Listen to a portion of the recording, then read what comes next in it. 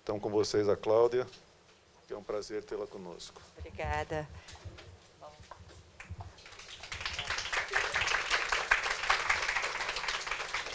Bom, boa tarde, quase boa noite a todos. É um prazer estar aqui. O professor Jacques Marcovitch me ligou, acho que umas 4 vezes, para recomendar que eu falasse direitinho com vocês. Então, isso... E é muito bom estar aqui. Especialmente porque o que ele me contou é que vocês são de diversas áreas. E, só curiosidade, quem aqui é da Poli? Bastante. Quem aqui é de economia? Quem aqui é de relações internacionais? Está bem dividido. Outras áreas? Não, mas quais? Hã? Geografia, o que mais? Ciências contábeis, mais alguma? Letras, direito, mais alguma? Sociais, arquitetura, Nossa Senhora. Vocês têm todos uma coisa em comum. Todos passaram pela educação. Então, nada do que eu vou falar aqui é estranho a vocês, porque todos vocês participaram da educação, desde a educação infantil até o final do ensino médio, e estão vivendo uma experiência educacional agora, que é a do ensino superior. E o que eu trouxe para a gente, hoje, para refletir, é sobre o que quer dizer no contexto brasileiro, especialmente se a gente olhar para fora, educação de qualidade, o que deveria ser educação de qualidade e qual o papel que a educação de qualidade pode ter, ou qual o impacto que pode ter na redução da pobreza, porque, como vocês sabem, nós somos um país profundamente desigual e com pobreza. Eu vou tentar ver se eu domino isso. Eu vou começar, isso também é um pedido do Jacques Marcovitch, morro de vergonha de fazer, mas eu vou contar o que ele me pediu, que eu contasse, que é a minha trajetória pessoal e algumas coisas que eu aprendi. Eu vou começar contando uma história muito rápida. Talvez para alguns de vocês viveram experiências parecidas, então é importante entender.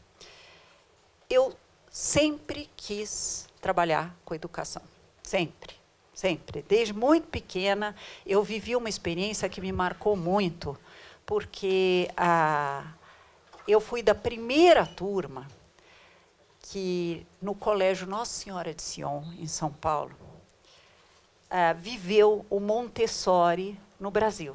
Eles foram, o Colégio Nossa Senhora de Sion resolveu fazer uma experiência de ensinar usando o método Montessori.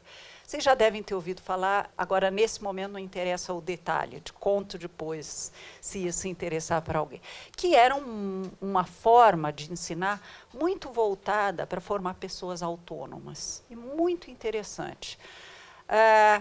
E eu vivi o impacto de professores entusiasmados por estar vivendo essa experiência de introduzir uma metodologia nova, que era a minha turma que se beneficiou dessa experiência.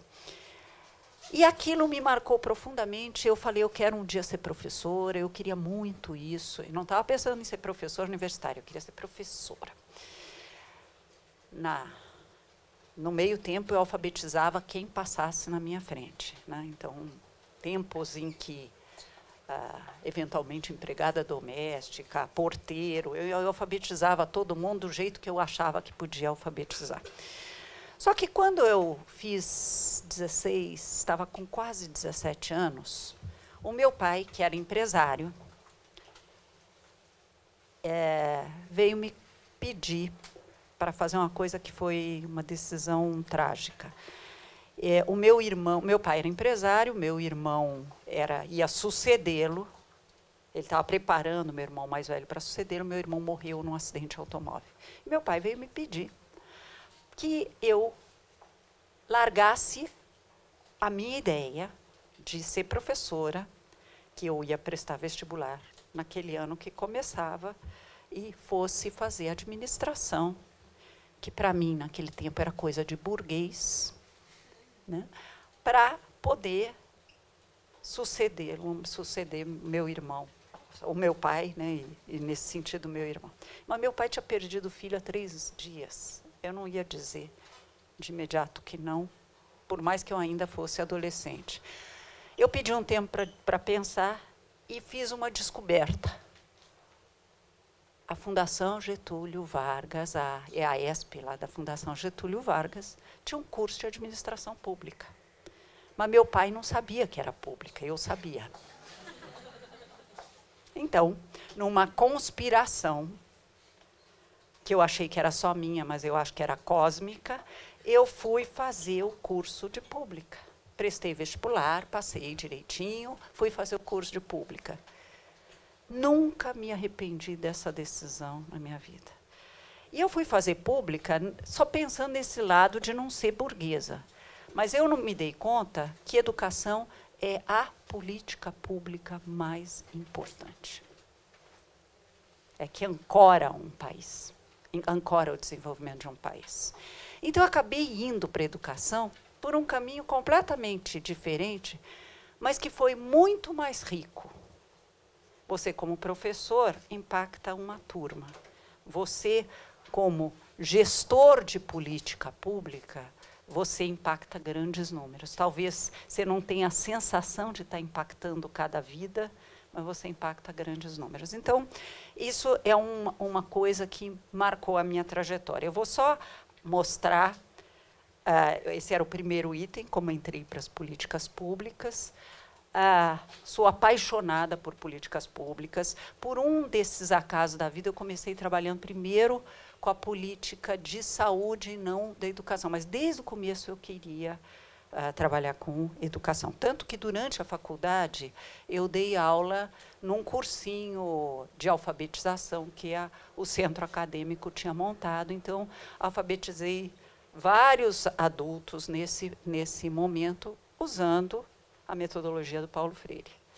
Fui buscá-lo no aeroporto mais tarde, quando veio a anistia, então tem um vínculo até meio afetivo com ele, me correspondi com ele. Bom,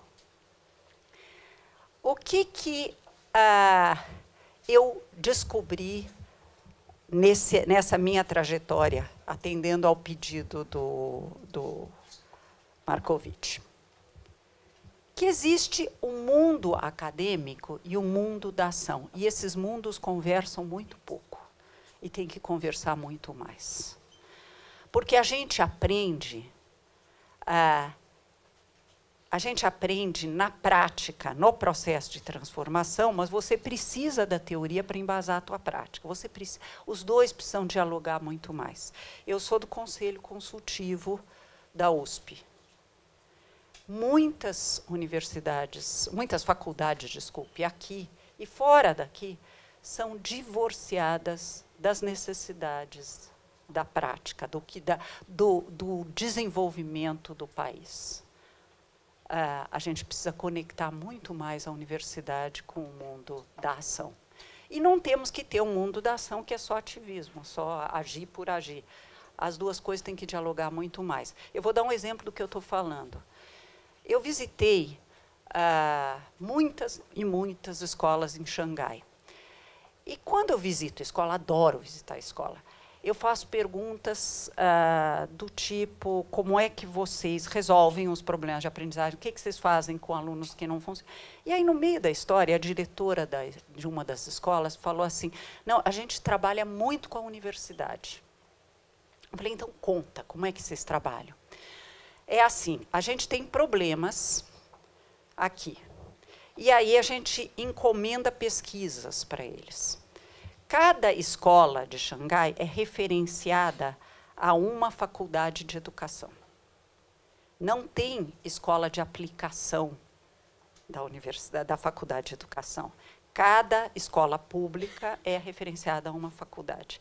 Aí, a faculdade faz pesquisas sobre aquelas questões que tiram o sono da equipe de professores daquela escola. Então, eu falei, me dá uns exemplos. Os meninos do 8º ano, os meninos, os rapazes, não as meninas, né? Nesse sentido, não em mineiro que eu estou falando, é menino mesmo. Os meninos não são criativos no 8º ano.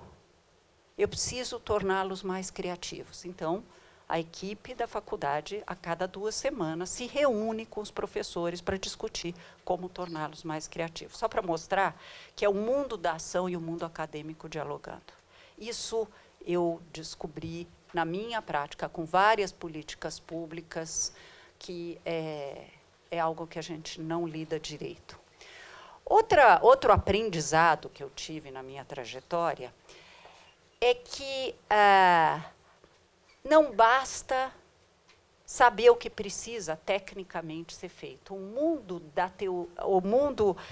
da técnica e o mundo da política dialogam muito, e tem que dialogar muito, e não é feio que dialoguem.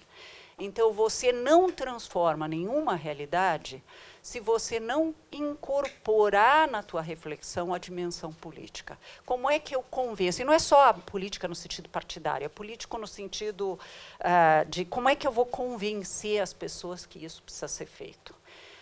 O pessoal de Harvard usa a expressão de teoria da mudança. Qual é a tua teoria da mudança? Você está cuidando de uma política pública, sei lá, uma política de mobilidade urbana. Como é que você vai escutar as pessoas? Como é que você vai convencer as pessoas que essa solução, que é mais eficiente, deve ser feita? Não basta ter a verdade técnica, você tem que ter também um processo de transformação. E ele não vai ser certinho desde o começo. Então, fala assim, não, mas vocês querem fazer as coisas e o sindicato é contra. É papel do sindicato defender determinados interesses. Como é que eu vou incorporá-los no processo de reflexão e como é que eu vou convencê-los, mesmo que eles sejam contra, como é que eu convenço outros professores, como é que a gente faz para negociar as coisas? Em política pública é isso o tempo todo, na saúde, na educação, e isso foi um aprendizado muito importante. Você não deve ser tecnocrata, você tem que olhar para as coisas como um processo em que você tem uma questão técnica, mas você precisa construir a transformação que você quer fazer. Queria falar sobre a minha atuação na Secretaria Municipal de Educação do Rio. Foi uma verdadeira paixão, paixão mesmo, no bom e no mau sentido da palavra paixão. Você sabe como viver uma... Pensem na grande paixão da vida de vocês, aquela que não deixava vocês dormirem. Um dia você estava no céu, outro dia você estava no inferno. Então, eu vivi isso no Rio. Por quê? Porque é o maior sistema municipal de educação do país. Eu só aceitei, porque eu estava ganhando algum salário. Quando você está em governo, você ganha um salário muito menor, normalmente, especialmente para aqueles dentre nós que só trabalham com o salário, né, que é o meu caso. Então, que só trabalham com o salário é porque não tem nada por fora, não tem coisas esquisitas. Então, eu tive que abrir mão de um salário. Eu era da Fundação Vitor Tivita, eu fui vice-presidente da Fundação Vitor Tivita e trabalhava com educação pública, então eu estava trabalhando em educação. Mas, quando eu ouvi os detalhes lá do Rio, que é um sistema de escolas públicas maior do que o de São Paulo, apesar de ter menos habitantes, que tinha desafios enormes, eu falei, eu acho que eu vou aceitar, desde que eu negocie bem a minha entrada, que era nenhuma indicação política. Então, o principal ponto que eu levantei foi esse, foi aceito, e eu acabei entrando e aprendendo muito sobre a economia política da transformação. Como é que você lida com a seguinte questão, que depois vocês vão ver em detalhes. Os alunos, o IDEB, que é o índice que mede a qualidade da educação, ele não estava diminuindo, mas ele é um índice composto para os politécnicos. Deixa eu explicar um pouco. O IDEB é um índice composto. Ele tem uma parte que é referente ao quanto que os meninos estão ficando na escola, continuando e não repetindo de ano. Para evitar que, se eu baseio só na aprendizagem, que o diretor da escola tire todos os fraquinhos ou reprove todos os fraquinhos e só faz a prova aqueles que são bons. Então, uma parte é aprendizado, outra parte é fluxo, é quanto que eles estão se mantendo na escola e indo para frente. E o que estava acontecendo com o Rio? Eles não estavam aprendendo. A aprovação se manteve alta, mas eles não estavam aprendendo. E estavam, inclusive, num patamar já muito baixo. Só para dar um índice para vocês, em 2007, que tinha sido a última Prova Brasil ela é aplicada a cada 2 anos pelo MEC, eles só 29% dos alunos sabiam o suficiente em português, do 5º ano. É fraquíssimo. E tinha caído de um patamar de 33% sabendo, no ano anterior, na edição anterior, para 29%. Então, não estavam aprendendo. Quando a gente pôde depois esmiuçar os detalhes, deu para ver que, por exemplo, nenhum professor dava provas. Por mais que eu ache que pode, eventualmente, existir outras formas de avaliar, mas não dá prova de matemática numa sala de 40 alunos. Como é que você mede se os jovens estão aprendendo e como que estão aprendendo? Lógico, não é poético prova, mas vamos combinar. Redação, ninguém dava redação. Aliás, atenção, redação, mesmo em escolas particulares, redações são dadas no ensino médio, porque vai ter o Enem. Redações não são dadas. Por que estava acontecendo? Tinha alguma coisa profundamente errada. E a gente precisava transformar. Então, a gente criou todo um processo que não dá tempo de descrever agora, para, em diálogo com todas as forças, com os pais dos alunos, com os professores, com os diretores de escola, dizer, não dá para ficar 3 anos bolando o que fazer. Nós vamos fazer um processo de planefazendo, de ir transformando e redirecionando. Planeja um pouco, implanta um pouco, por quê?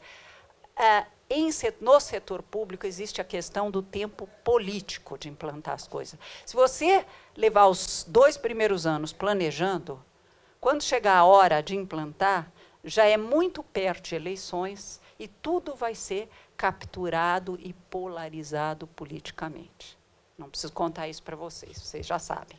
Ainda mais nos tempos que a gente vive. Fiquei 5 anos como secretária de educação, adorei.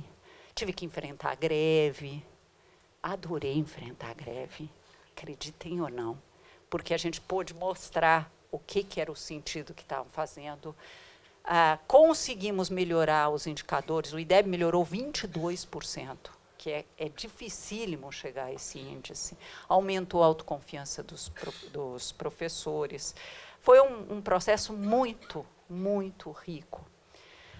Aí eu queria sair para criar um think tank. O que é um think tank? É um centro de pesquisas, é o que eu acabei criando na GV do Rio. Mas quando eu estava pensando em sair para criar, porque eu falei, 5 anos acho que já deu tempo, eu não tenho ambições políticas, então eu queria construir algo que trabalhasse com secretários de educação do Brasil afora. Mas nesse meio tempo, me aconselharam, e foi um ótimo conselho, que eu buscasse uma experiência internacional, quer dizer, que eu tentasse entender como é que existe, como é que funciona a educação fora do Brasil. Sabe o conselho. Eu me candidatei, então, para a Diretoria Global de Educação do Banco Mundial, fiquei muito contente, 700 candidatos, eu fui a escolhida, e deu para conhecer os sistemas educacionais mais incríveis no mundo. fui para o Afeganistão, fui para o Paquistão, fui para vários países da África, fui ver os desafios e fui ver também os países que têm bons sistemas educacionais. Fui ver a Finlândia, fui para a Coreia, fui para vários. A Polônia, que foi um dos países que mais avançou no PISA. E fui conhecer escolas, conversar com professores, conversar com diretores de escola, conversar com os ministros desses países para entender o que estava acontecendo. Voltei para o Brasil depois, e eu não vou entrar em detalhes, porque, mas quando eu vi que o impeachment ia acontecer, eu falei, eu não fico aqui olhando o meu país ser destruído. Não por causa do impeachment só, é porque eu sabia o que ia acontecer na sequência. Era muito previsível que nós estaríamos vivendo exatamente o que nós estamos vivendo hoje em dia. Então, eu falei, eu não vou ficar aqui, eu vou acelerar o meu retorno. O pessoal de Harvard, aí contei para o pessoal de Harvard, do mestrado em educação, que eu queria criar o meu think tank. Eles falaram, venha para cá, você pode ser a nossa professora convidada constante no mestrado de educação, e você cria o teu think tank dentro de uma universidade no Brasil. E foi também uma ótima... Eu tenho muita sorte na vida, e consegui fazer isso.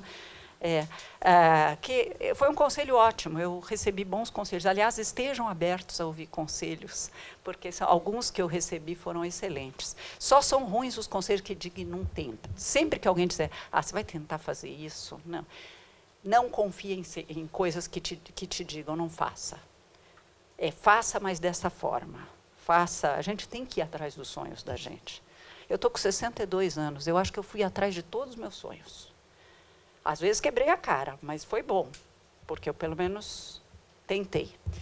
Bom, e voltei ao Brasil em tempos de alta incerteza. E aqui estou na frente de vocês. O centro já existe, o CEIP existe lá na Fundação Getúlio Vargas do Rio já há um ano.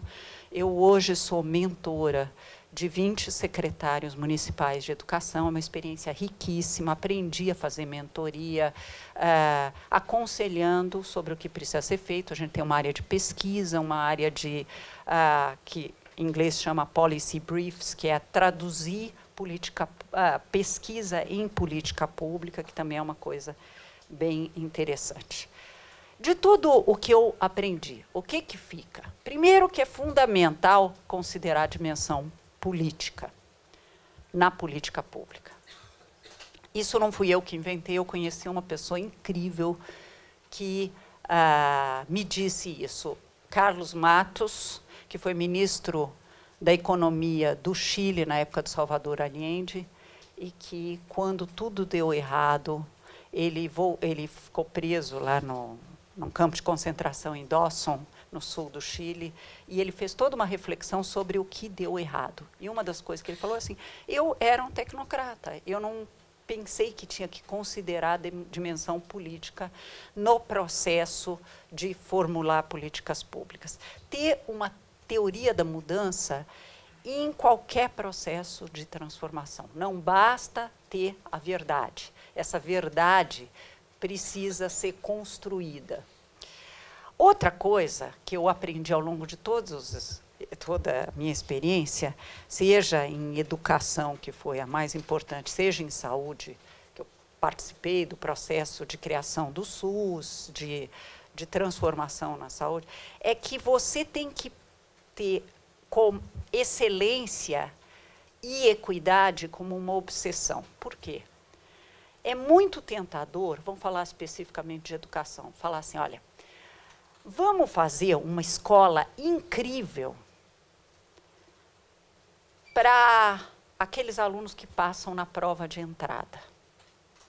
A gente tem que pensar em altas expectativas para todas as crianças e jovens, senão você não combate a pobreza, você constrói mais desigualdade. Então, equilibrar excelência com equidade é um super desafio. É possível? É possível. Se você olha os bons sistemas educacionais no mundo, eu tive semana passada em Singapura, eles têm uma desigualdade educacional muito pequena e eles têm excelência. Lógico, é uma cidade-estado, é uma coisa muito pequena.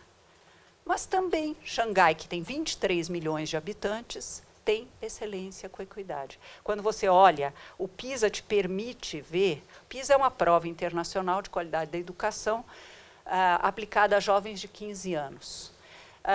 70 economias tiveram os resultados divulgados. Em primeiro lugar, tirou Singapura.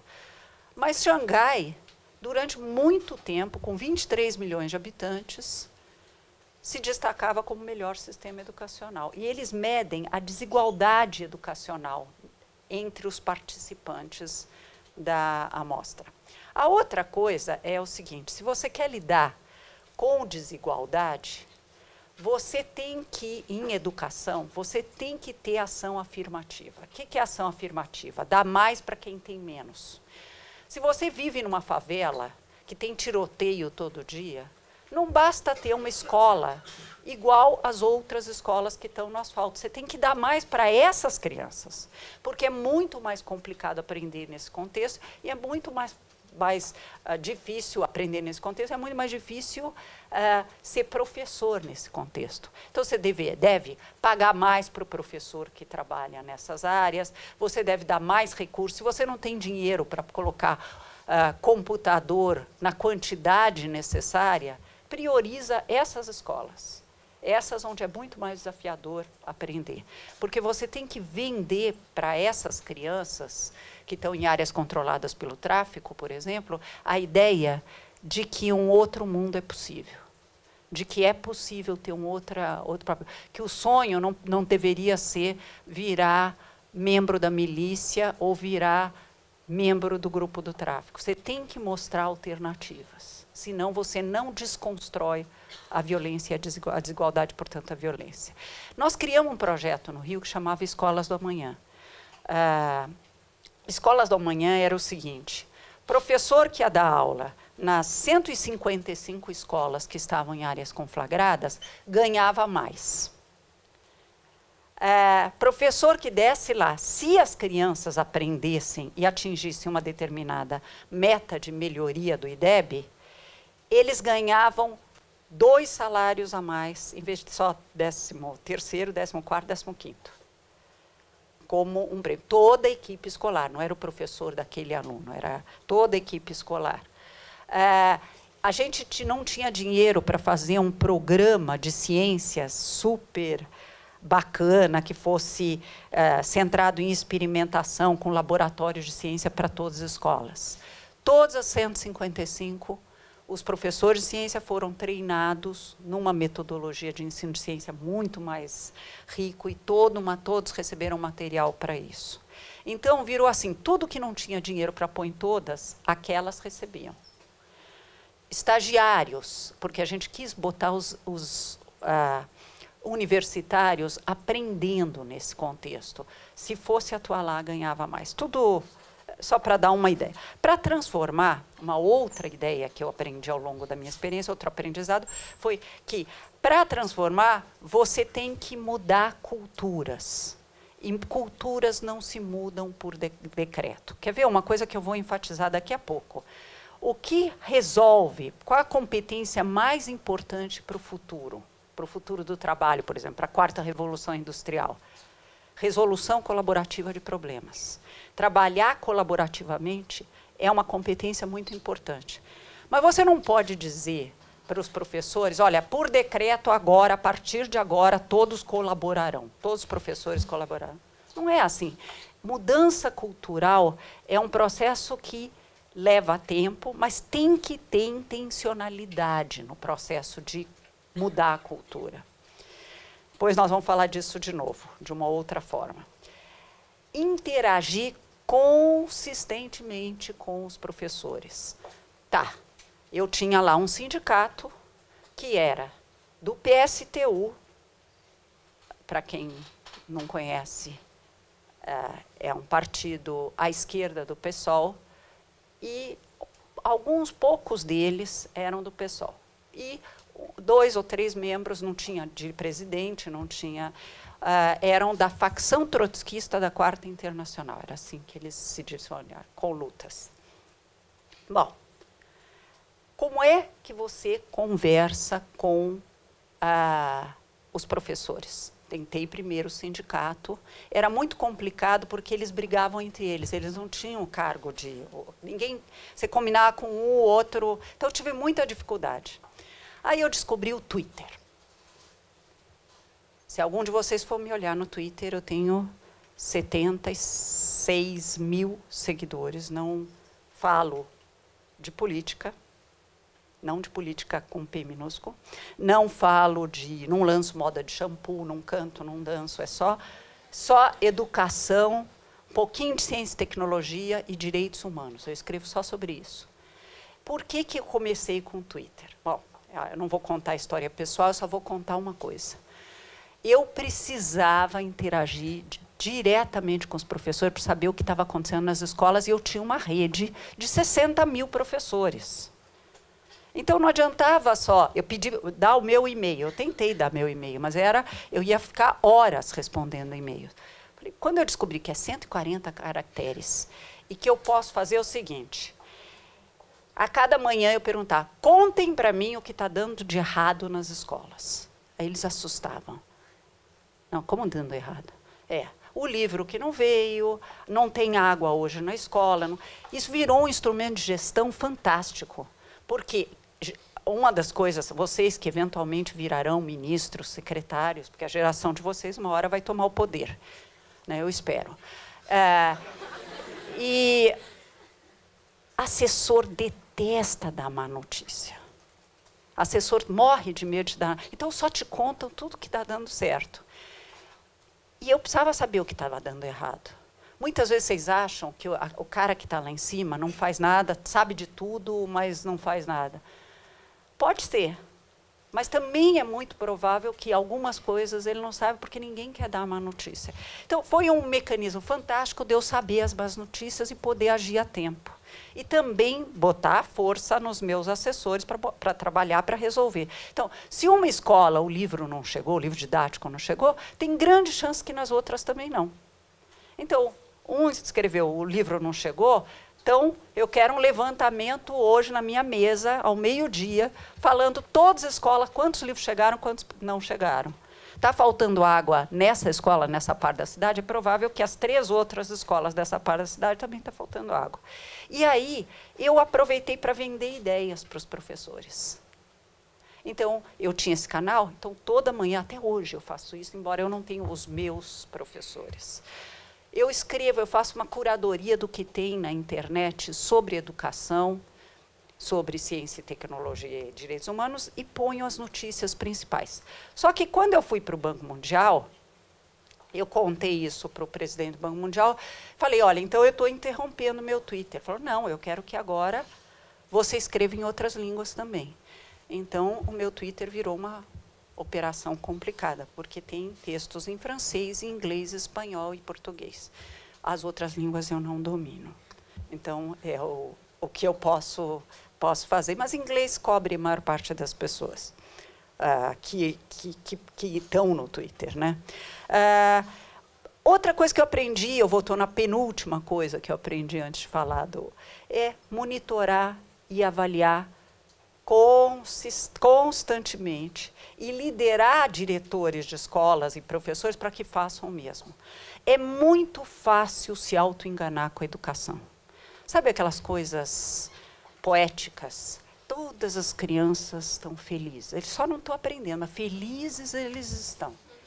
E, de fato, é melhor que a criança esteja feliz, mas não é suficiente. Se eles estiverem felizes e não souberem ler no 3º ano, que é a realidade brasileira, mais da metade das crianças, no final do 3º ano, nas escolas públicas, não sabem ler, nós estamos vendendo uma promessa errada para os pais deles.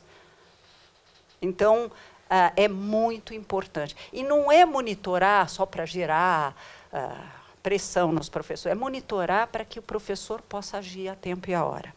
E precisamos, finalmente, melhorar a aprendizagem das crianças e das escolas e, ao mesmo tempo, preparar para o século XXI. Vocês vão ver pelos dados que nós não completamos a escola do século XX no Brasil. Os níveis de aprendizado ainda estão muito, muito fracos, dentro daquilo que é tradicional.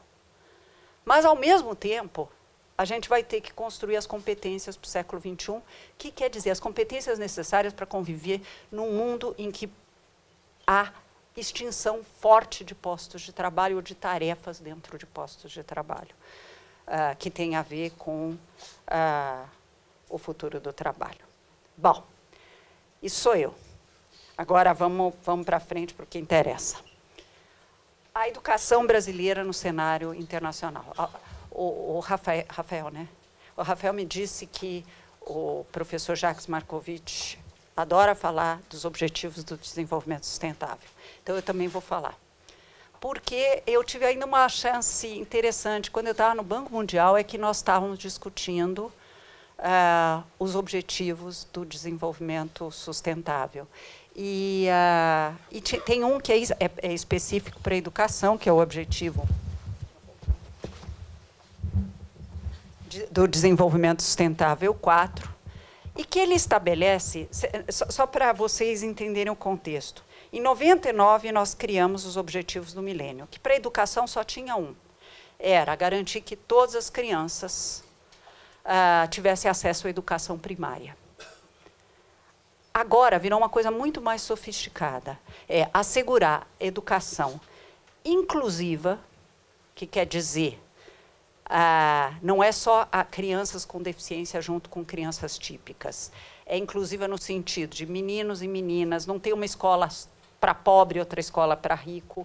É inclusiva, equitativa, não é só para os mais brilhantes, é para todos, e de qualidade, e promover oportunidades de aprendizagem ao longo da vida para todos. 194 países assinaram isso, inclusive o Brasil, e seja quem for que vai ganhar domingo, vai ter que cumprir, porque é um compromisso internacional que nós assinamos.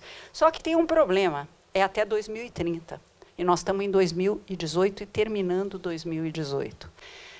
Esse objetivo, ele se desdobra em várias metas. Eu trouxe 3 para a nossa reflexão, só para vocês entenderem do que a gente está falando exatamente.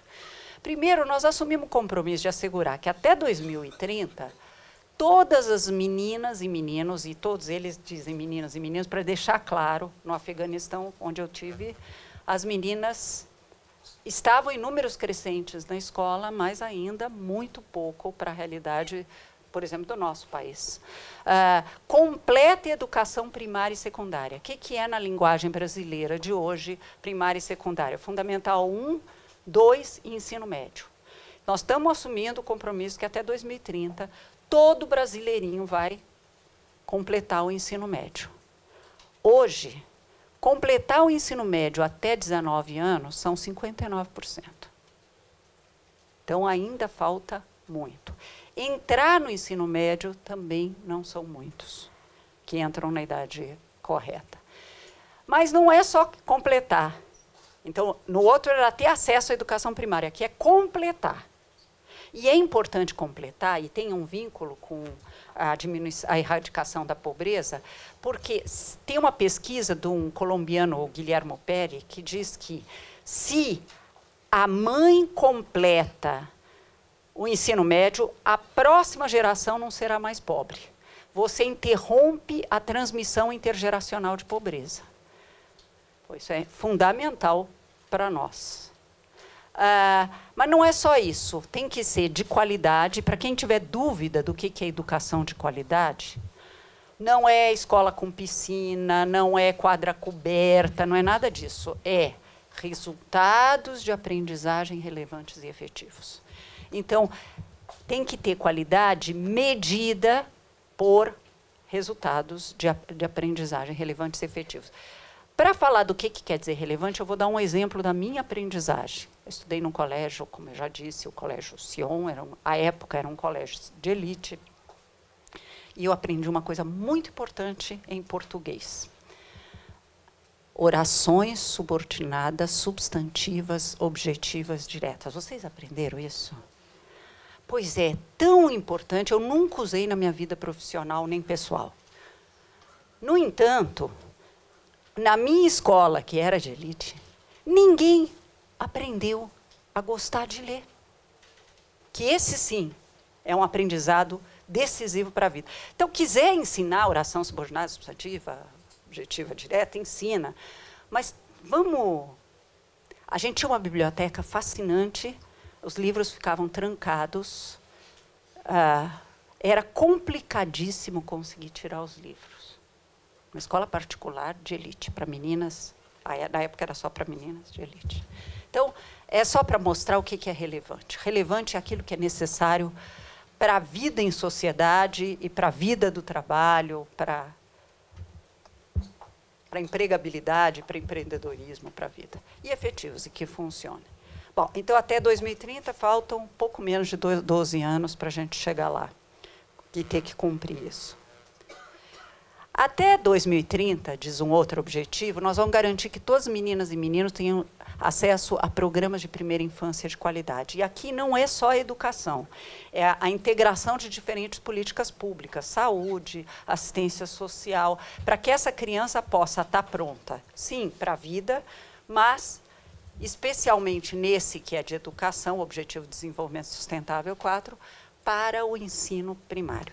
Aqui no Brasil, a gente gosta muito de teorias 880. Durante um tempão, havia um exame de prontidão para alfabetização.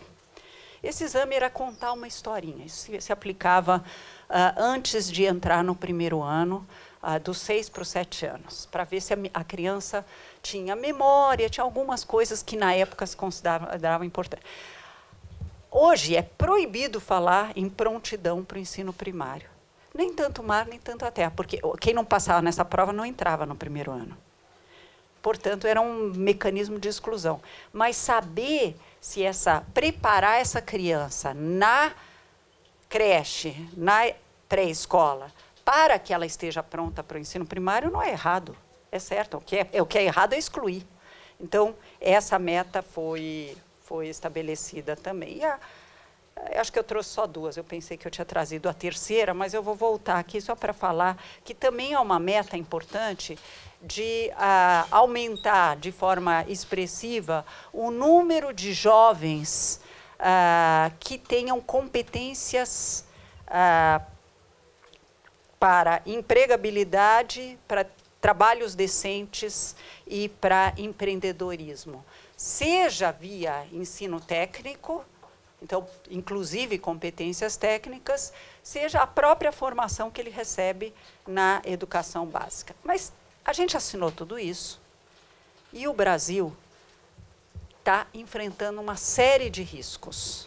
O primeiro deles é o crescimento da desigualdade social. O Brasil é um dos países mais desiguais do mundo, a gente esquece disso com muita frequência. Durante alguns anos, essa desigualdade foi diminuindo. Ela voltou a crescer. E a desigualdade não voltou a crescer só no Brasil, a desigualdade está crescendo no mundo, por uma série de fatores.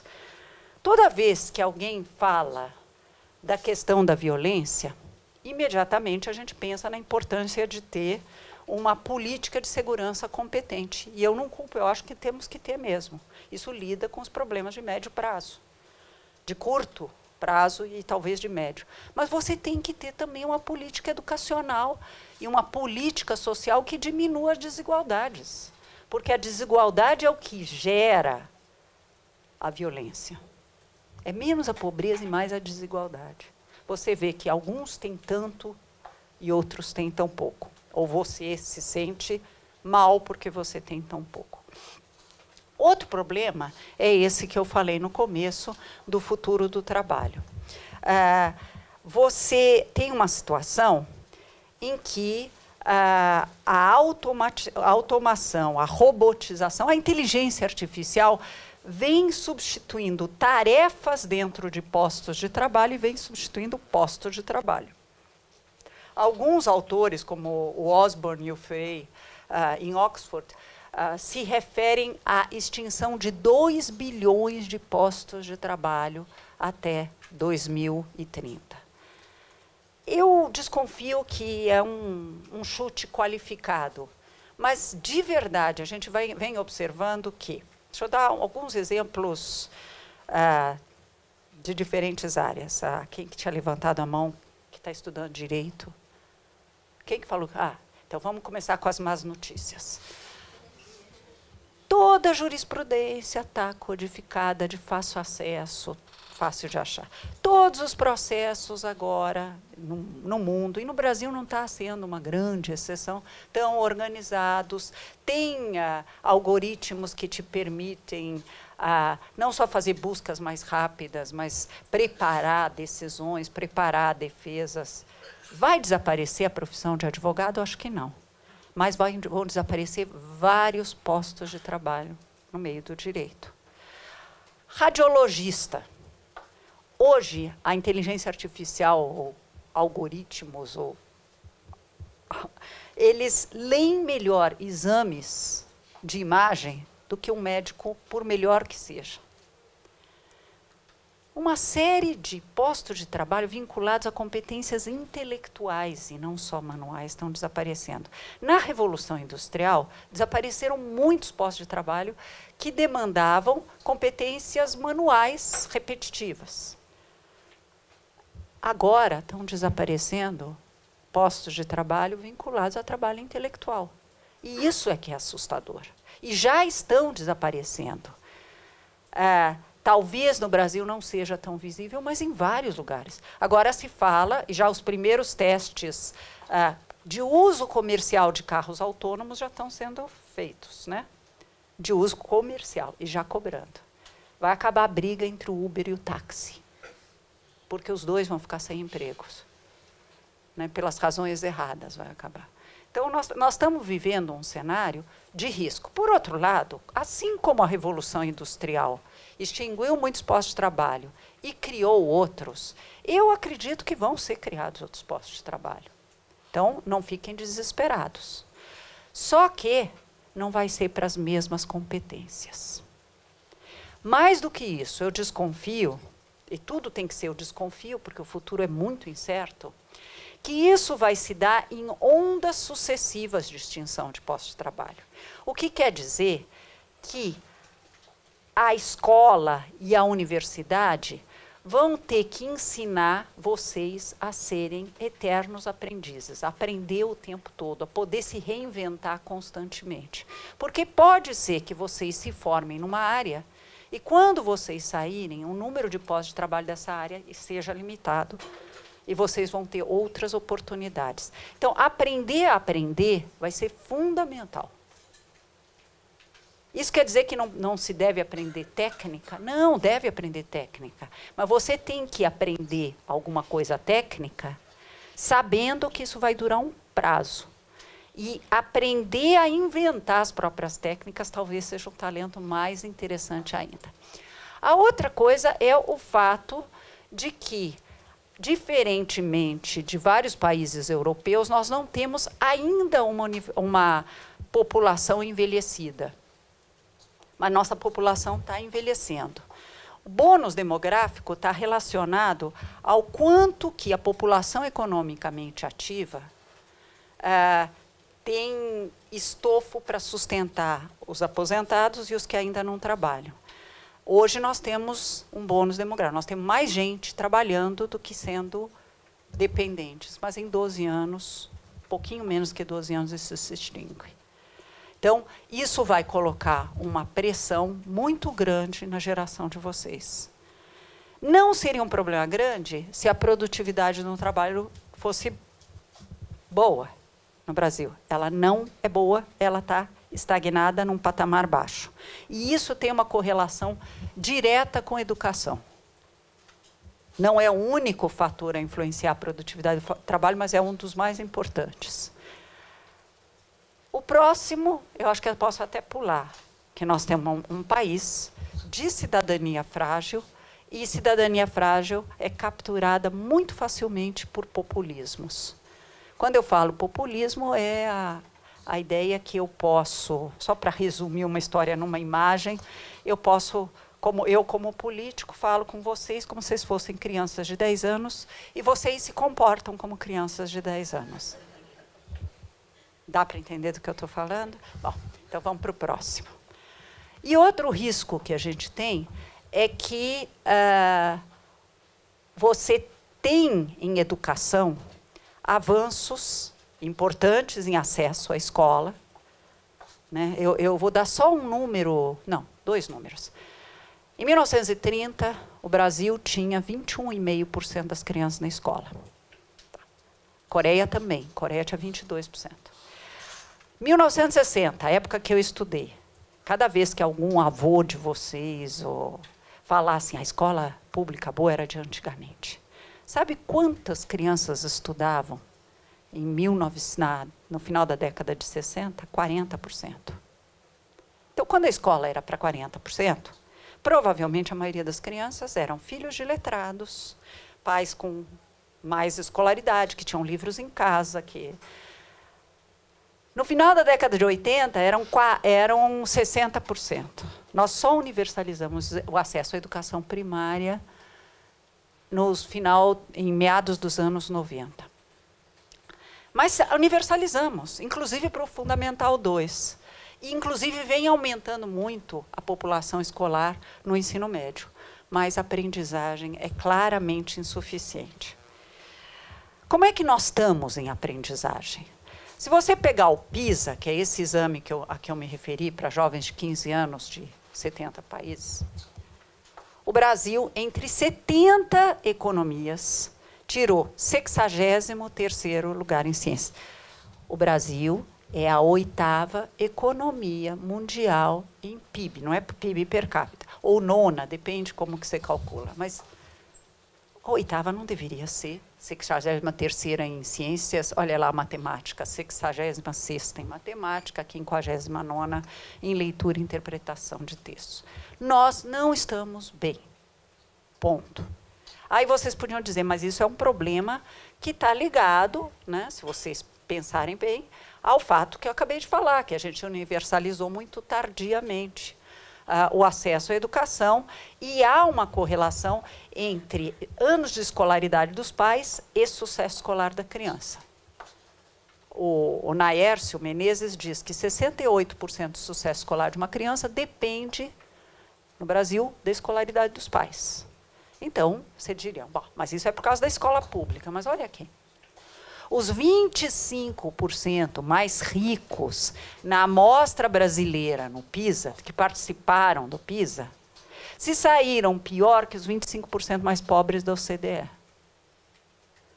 Ou seja, tem alguma coisa parecida entre a escola pública não seletiva, que a maioria da população frequenta, e a escola privada, provavelmente de bom nível, que os 25% mais ricos frequentam. O que é igual? Tem muita coisa diferente. Um pode demitir o professor que falta muito, pode definir uma metodologia de ensino, os pais têm mais anos de escolaridade. O que tem de comum entre os dois? A mesma formação inicial do professor. O que quer dizer formação inicial? O curso que o professor faz na universidade. Nós temos um problema gravíssimo com o curso que o professor faz na universidade. Primeiro, a profissão de professor é pouquíssimo atrativa. Dados os salários, dada a baixa atratividade, a baixa respeitabilidade, reconhecimento social da profissão de professor. Então, existem grandes chances que talentos que eventualmente quisessem ir para a educação não vão. Isso não quer dizer que os professores não são talentosos, mas que a gente perde talentos nesse processo. A segunda coisa é o seguinte, os cursos universitários, né, são excessivamente divorciados do chão da escola. Não preparam para uma profissão. Imaginem se vocês que vão fazer engenharia, ou alguém que vai fazer medicina, estudasse história da medicina, filosofia da medicina, sociologia da medicina, psicologia da medicina, e depois eles põem um paciente na tua frente e falam, opera o cérebro desse paciente. Ninguém faria isso, porque o paciente ia morrer. Ou você ia se recusar de operar esse paciente porque você se sente despreparado. Com a educação, guardadas as proporções, é isso que a gente faz. A gente tem uma carga teórica grande demais e um distanciamento grande demais da escola. Eu vou usar uma palavra que para nós soa feia. Os cursos de engenharia e de medicina são profissionalizantes, preparam para uma profissão. A educação não quer ser profissionalizante na universidade, porque não é nobre ser profissionalizante. Que isso? Você tem que formar para a vida. A vida inclui a tua profissão. Toda vez que alguém falar para você, você está pensando em formar para o mercado ou para a vida? Ora, você vai depender de caridade alheia, você vai fazer o quê? A vida não é só trabalho, mas é trabalho também, que pode ser empreendedorismo, que pode ser de múltiplas maneiras. Mas enquanto não existe outra sociedade, é assim que essa sociedade opera e eu preciso estar preparado para atuar, inclusive para o futuro do trabalho. Então, isso daqui está explicado por esse problema aqui.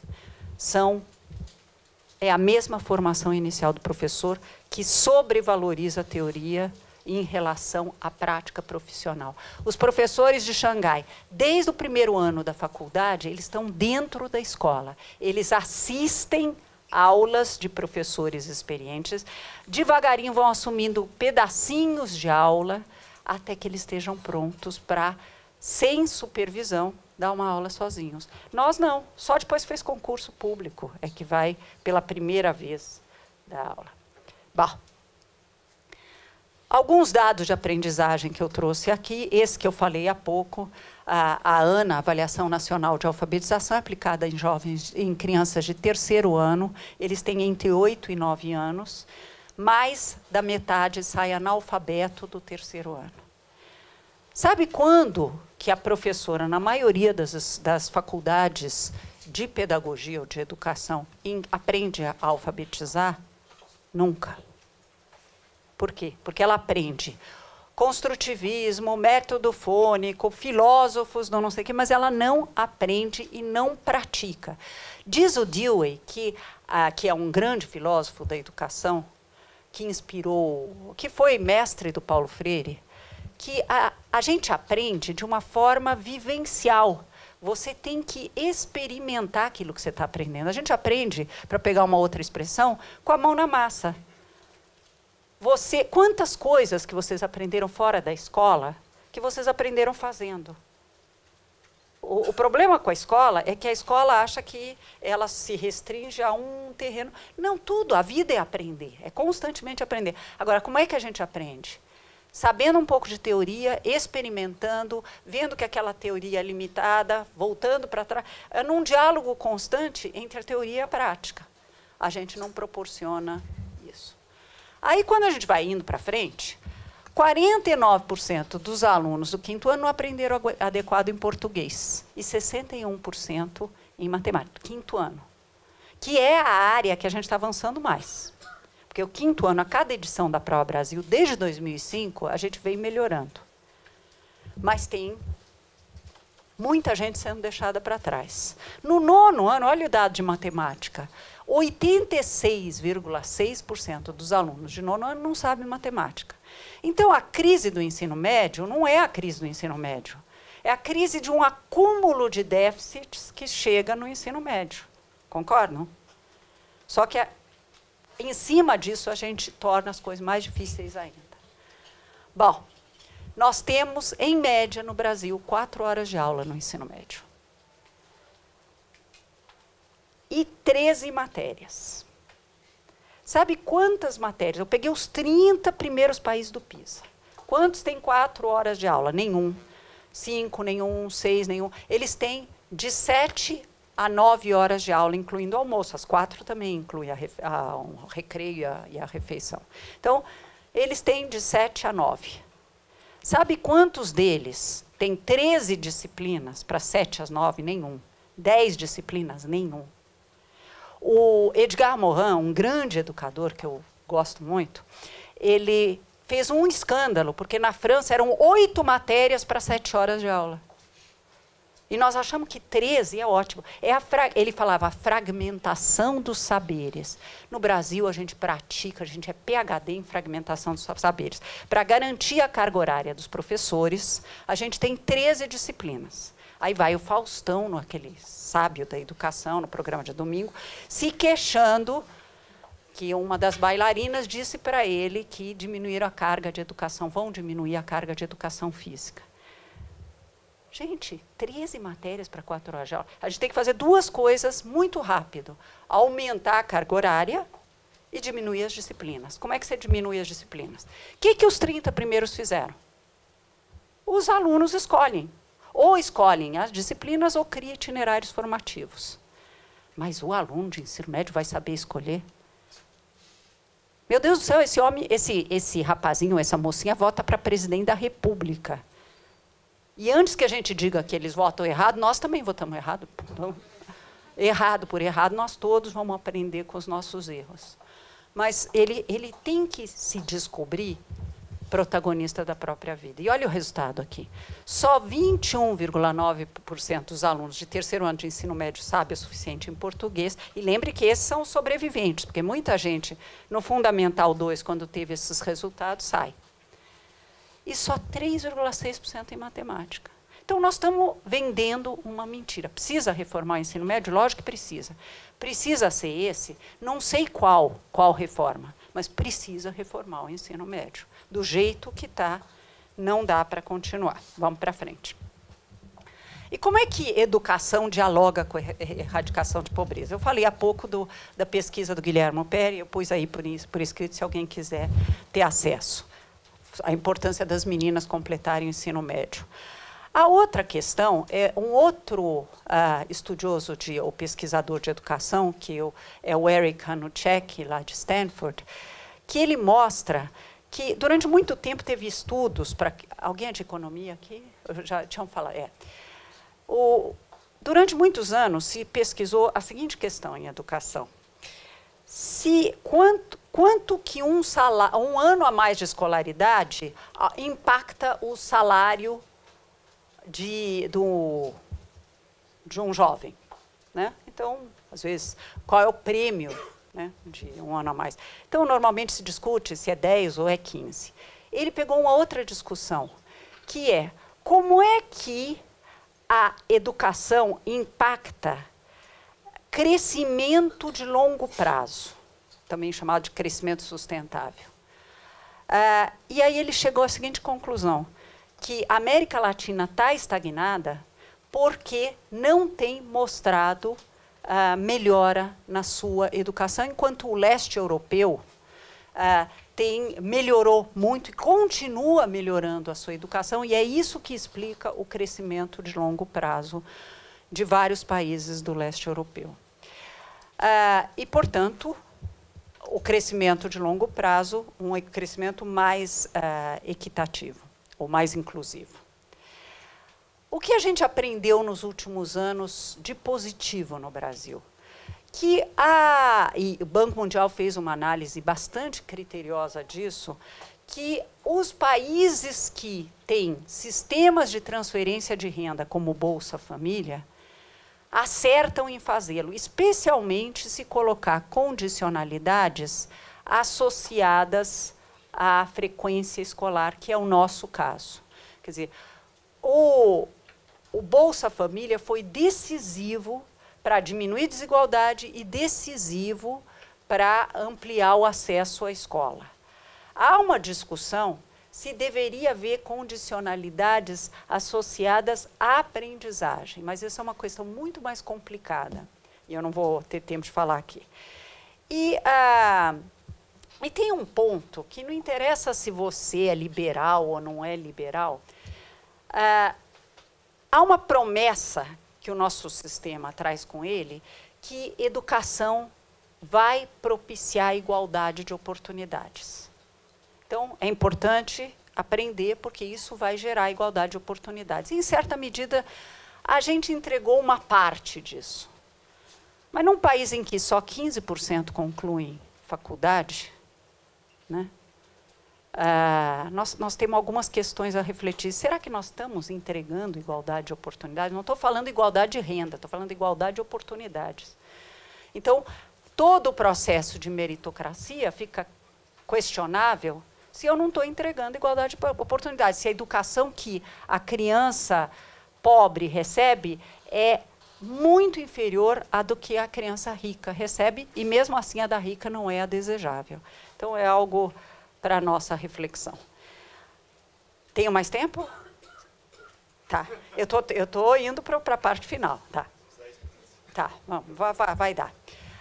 Bom, tendo dito tudo isso, vamos discutir um pouco quais são as tendências para a educação no mundo. O que está acontecendo nos países desenvolvidos que, de repente, pode nos ajudar a preparar para o futuro do trabalho, para a quarta revolução industrial, para essa agenda mais século XXI. Uma delas é um foco em resolução colaborativa de problemas e em criatividade. O PISA, inclusive, criou uma prova específica para isso. Resolução colaborativa de problemas em criatividade. País que tirou o primeiro lugar, Coreia. Brasil, era só 44 países participaram, o Brasil tirou o 44º lugar. Né? Então, para ver que a gente tem algumas lições de casa.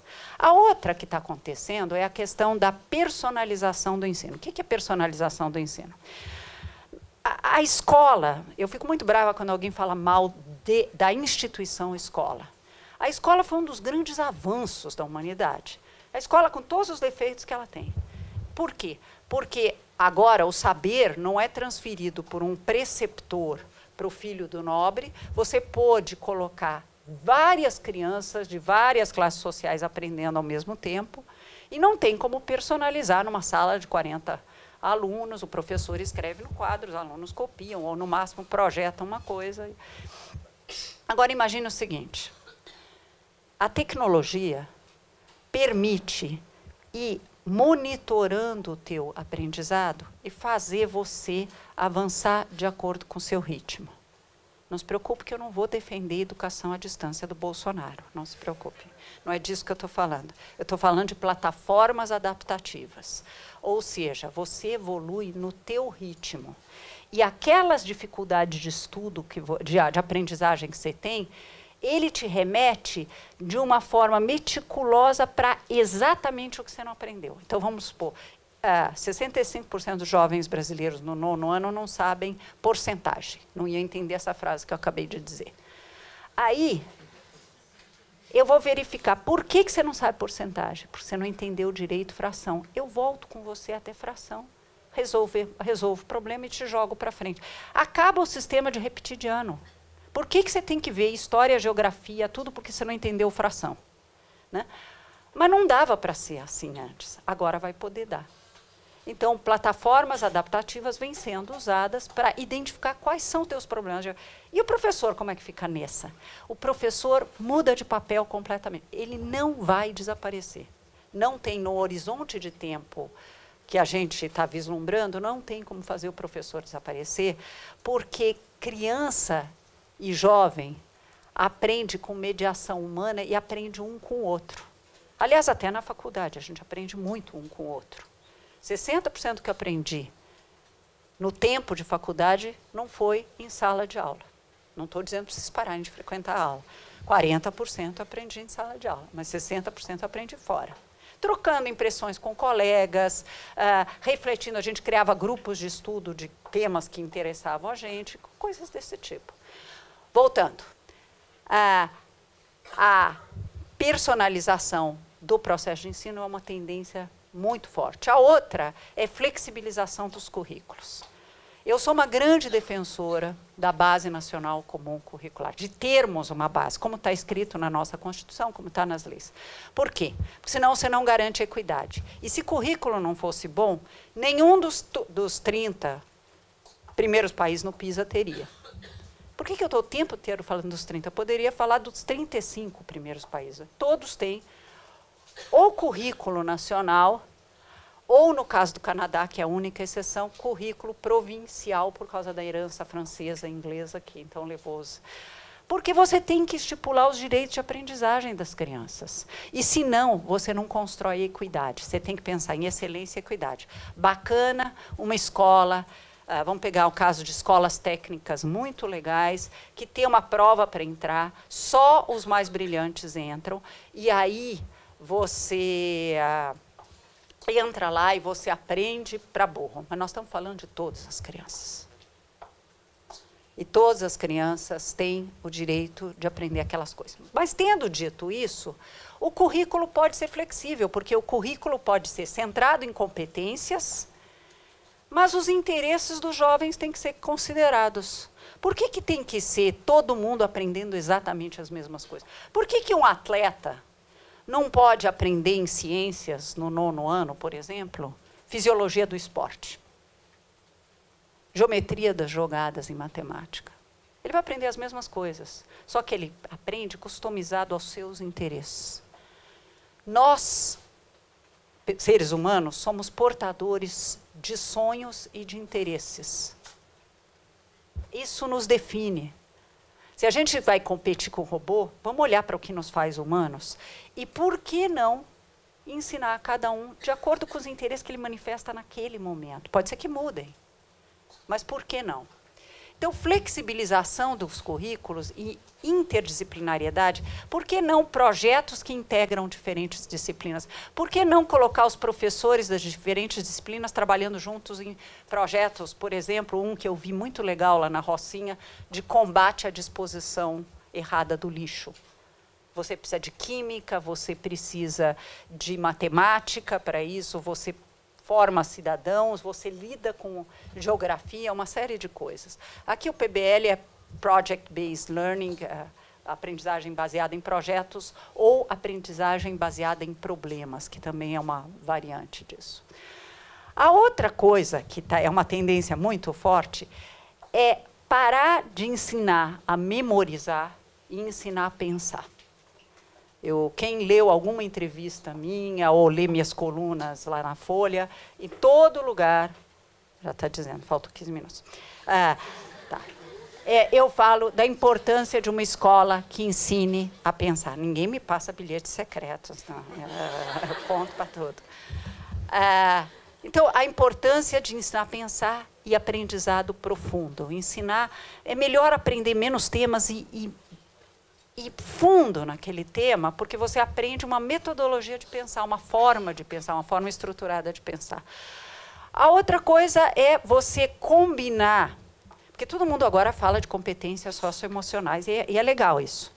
Mas ninguém vai dar aula de competência socioemocional dizendo assim, empatia, escrevam nos seus cadernos, empatia é a competência socioemocional que não vai levar a lugar nenhum. Se o professor não tiver empatia com seus alunos, ele não vai ensinar empatia para ninguém. Se o professor faz bullying com o aluno, ele não vai poder falar, se coloca no lugar do outro. Então, eu estou só mostrando que é muito mais como que o professor desenvolve nele mesmo persistência, resiliência, empatia, e introduz isso nas suas atividades regulares, não é mais uma atividade a mais. E eu vou me deter nessa palavra, porque ela foi muito usada e de forma errada. Protagonismo do aluno. Tem um documento da OCDE recente que fala disso, que entre as competências mais importantes a se ensinar na escola é o protagonismo. O que é protagonismo? Protagonismo é te ensinar que você é o protagonista da sua própria vida. Que ninguém vai construir tua vida por você. Seja o empreendedor da sua vida. Aliás, a primeira aula de empreendedorismo é empreenda a sua vida, pensa o que você quer, o que você sonha ser, construa em torno disso. E a tua escolaridade tem a ver com o teu sonho. Então, é parar de infantilizar jovens, parar de tratar como se eles não fossem dignos de confiança. Quando a gente é tratado como criança, a gente responde agindo como criança. Se eu ficar vigiando vocês o tempo todo aqui, daqui a pouco está todo mundo cochichando, disfarçadamente olhando no celular, aquelas coisas. Não vai levar a lugar nenhum. É protagonismo do aluno. E, ao mesmo tempo, que eu formo para a autonomia, é formar para a cidadania global. E cidadania global não quer dizer gostar de globalização. É entender que eu sou cidadão de uma comunidade e eu me interesso pelas coisas da minha comunidade, mas, ao mesmo tempo, eu compartilho a mesma condição humana do que as outras pessoas do planeta. Então, eu não sou nem pior nem melhor que os outros. E que o que acontece com os Rohingyas lá no Myanmar, por exemplo, me diz respeito. Estou acabando, eu prometo. Esse daqui eu vou pular, algumas competências socioemocionais e atitudes, só para alguém que queira conhecer. E eu termino contando da minha utopia. Todo mundo tem que ter uma utopia em relação à vida. E a minha sempre sobre escola. Eu sou ligada nisso, eu sou obcecada por educação. Então, eu sonho com uma escola. Eu sonho com uma escola em que todos aprendam. Em que você tenha excelência com equidade. Eu sonho com uma escola em que tanto os alunos quanto os professores trabalhem colaborativamente. Que o professor não se sinta um profissional liberal, eu fecho a porta da minha sala, eu estou aqui, eu termino a aula, eu saio, vou embora, porque afinal eu tenho que dar aula em 3 outras escolas. Que eu possa trabalhar como uma equipe com os meus colegas, meus pares. Uma escola que trabalhe valores e atitudes. Não é o SPB, nem Educação Moral e Cívica, não. Isso daqui é valores e atitudes para valer. Uma escola em que os saberes não estejam fragmentados. Uma escola que ensine a pensar. E uma escola em que reserve tempo e espaço para o protagonismo do aluno. Que não tenha só um discurso de protagonismo do aluno, que tenha professores, mentores para discutir com eles seus sonhos, o que eles gostariam de fazer que não estão fazendo, e assim por diante. Então, era isso que eu queria apresentar para vocês.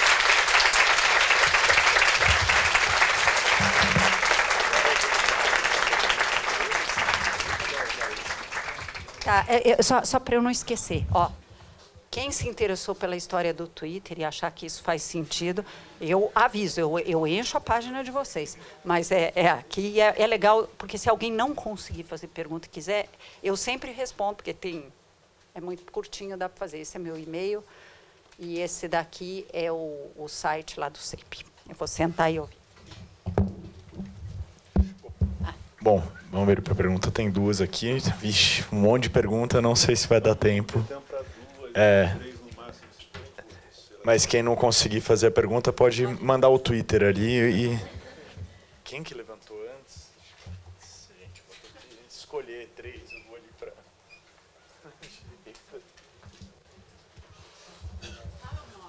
Tá, ok. Boa noite, professora. Meu nome é David, sou aqui da FEA, do curso de administração.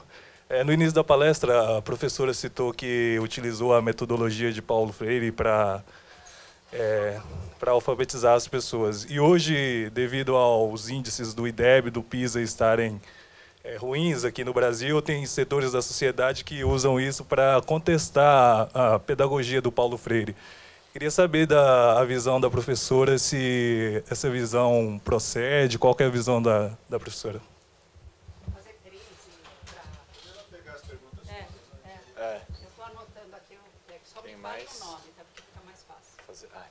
Vou fazer você e ela. Boa noite, Rafael, Contabilidade aqui da FEA. Primeiro, parabéns, muito legal a apresentação. Eu queria saber a sua opinião sobre universidade pública como uma política pública. Então, pensando no sentido brasileiro, onde a gente investe bilhões e bilhões em universidade pública, que acaba que só a elite passa no vestibular. E como que a senhora vê essa questão, soluções, modelos que funcionam em outros lugares? Sua opinião em geral. Obrigado.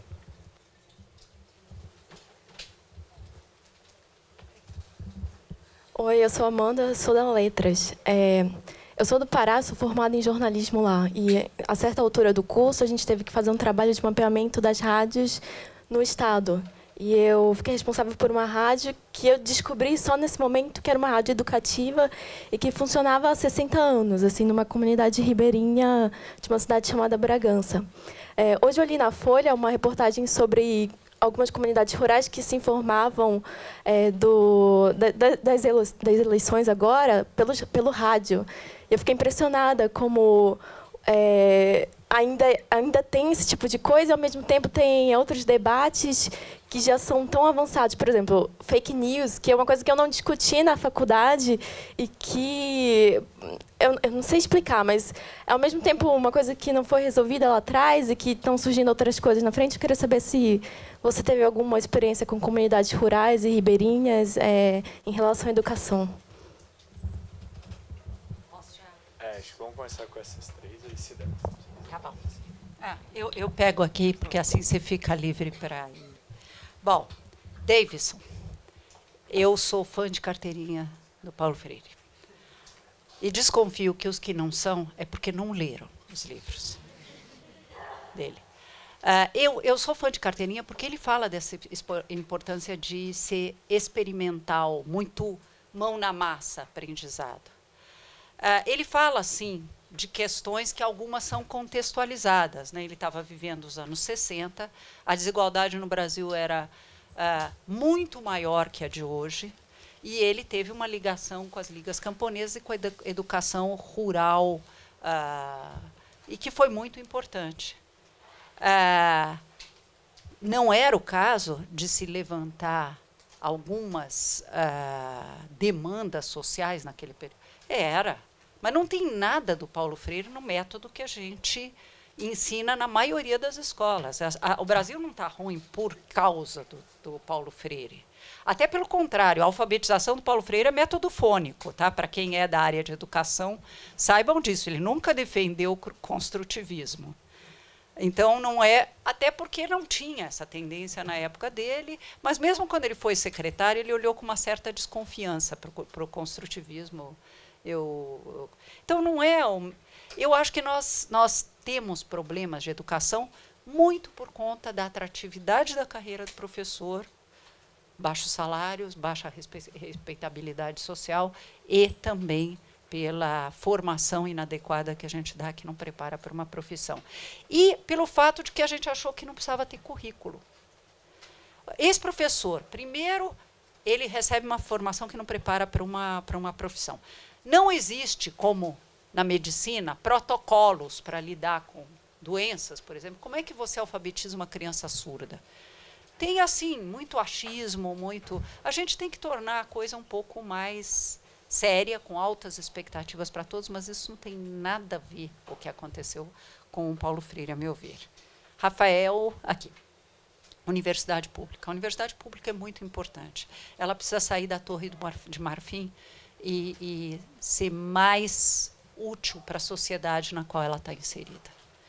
Em todos os sentidos e nas mais diversas áreas do conhecimento. Eu poderia discutir se a universidade precisa ser paga ou não precisa ser paga, mas nós temos uma realidade de fato que a gente vive. Eu acho que houve um erro, e até a responsabilidade desse erro é de na época de 40, um debate que teve entre o Alceu de Amoroso Lima e umas pessoas que vocês nunca ouviram falar, mas que são interessantes, que achavam o seguinte, e era espírito de época, porque o Nehru, na Índia, também dizia as mesmas coisas. Nós primeiro temos que formar uma elite iluminada, depois a gente investe em educação de base. Era essa a visão. Soa interessante, mas não é, não. Porque você, no momento em que você formou a tal elite, ela de iluminada manteve muito pouco. Ela aprendeu as técnicas, conseguiu privilégios. Eu não estou falando nem da geração de vocês, porque vocês são uma geração em que já existe ProUni, existem outros mecanismos também de acesso. Mas eles tiveram esses privilégios e o interesse pelo que estava lá embaixo não se manteve.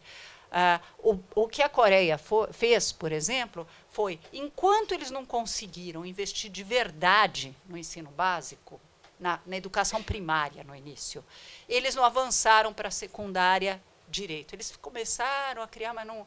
Eles foram avançando passo a passo dentro de um grande projeto nacional. E a universidade não é gratuita. Uma universidade gratuita, na Europa, existem vários lugares que têm universidade gratuita para os nativos de lá. Mesmo assim, não é para todos. Eles foram sequenciando dentro das forças dele. Então, eu não mexeria, vamos supor que eu fosse aconselhar algum ministro, eu não mexeria nisso agora. disse, a gente fez um erro no passado e a gente está pagando um preço grande. Eu começaria a colocar todos os esforços para a educação básica, melhorar de verdade, e depois discutiria como é que você torna a universidade mais voltada para a sociedade na qual ela está inserida. O que não quer dizer não existir liberdade de pensar pensamento abstrato ou outras coisas. Não é que tudo tem que ser aplicado, mas eu faria a universidade mais vinculada a isso. Amanda, você falou de uma coisa e eu pensei na outra. Sim, rádio tem um papel incrível. Eu, no Afeganistão, a gente, junto com a Unicef, a gente conseguiu fazer todo um processo para o Afeganistão e também para as crianças sírias, para que eles pudessem estudar nos campos de refugiados usando a rádio e material enviado para as famílias, que é fantástico. Mas eu queria falar do centro de mídia do Amazonas. Não é teu estado, teu é Pará, mas o centro de mídia do Amazonas. O Amazonas vive a seguinte... Alguém aqui é do Amazonas? Ah, isso que é bom. Essa classe tem gente de tudo quanto é canto, de todo... Você tem um problema no Amazonas que as populações ribeirinhas estão muito dispersas. E elas estão finalmente chegando no ensino médio. Agora, como é que você faz se num vilarejo tem 10 jovens que podem fazer ensino médio? Como é que você cria uma escola para ele não ter que necessariamente se locomover e esvaziar essas áreas, inclusive algumas delas indígenas? Eles criaram, e também um professor de física se transportar 3 dias, tem pouquíssimos no Brasil hoje, professores de física, se transportar 3 dias para dar uma aula e voltar 3 dias também não faz sentido. Eles criaram um centro de mídia, onde, usando professores da própria rede deles, eles irradiam aulas para salas que às vezes não são nem escolas inteiras, porque é só para 10 ou para 15. Há satélite, há um prato de satélite, o satélite tem um prato lá que se conecta, e eles dão aulas que são irradiadas de todas as matérias, com um professor polivalente, um professor generalista que fica organizando o ambiente de aprendizagem. O Instituto Brookings, em Washington, ele, quando saiu o Objetivo de Desenvolvimento Sustentável 4, ele falou, como é que nós vamos fazer milhões aprenderem? E eles criaram a iniciativa chamada Millions Learning, que reconheceu quais são as 14 melhores práticas que permitem chegar em todos para que milhões aprendam. Esse centro de mídia foi considerado uma das 14 melhores práticas mundiais. No Brasil não saiu uma linha no jornal sobre ela. Então, parabéns ao Amazonas. Pará podia se inspirar nisso. E, aliás, outros estados que têm população em áreas conflagradas, em que é difícil ir para as aulas, a gente podia aprender com a gente mesmo e não só com a Coreia, com Singapura e com a Finlândia. Cláudia, muito obrigado. Eu esperava que fosse tão bom como foi, talvez outros não esperassem, mas você, como sempre, é fantástica. Muito obrigado. E o nosso cachê são as almas.